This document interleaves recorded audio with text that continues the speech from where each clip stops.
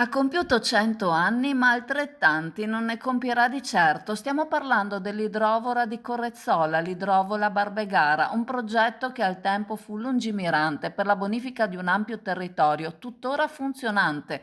La tecnologia ora è però superata, ma la differenza la sta facendo il cambiamento climatico che necessita di interventi di portata acquea ben diversa. Con queste poche parole è stata presentata la situazione attuale all'assessore regionale all'agricoltura Federico Caner.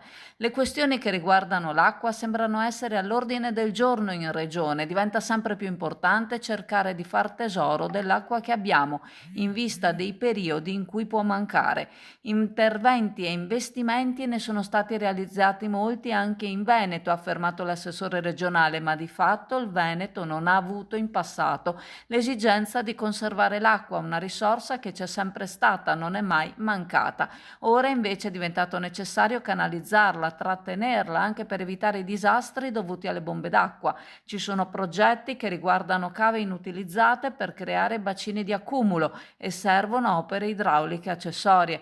Ha fatto notare Caner che molti fondi del PNRR sono andati sprecati in progettualità poco degne di nota, in quanto c'era la fretta di doverli spendere. Li si è spesi su progetti che erano già pronti. Ora ci sono progetti pronti nell'ambito della gestione delle acque e sarebbero i progetti su cui investire, in quanto si tratta di priorità. Servono quindi risorse, ha affermato Caner, mettendo sul piatto un futuro aumento dell'IRPEF per recuperarle, una tassa di scopo da investire nella gestione dell'acqua, nel sociale e nella sanità.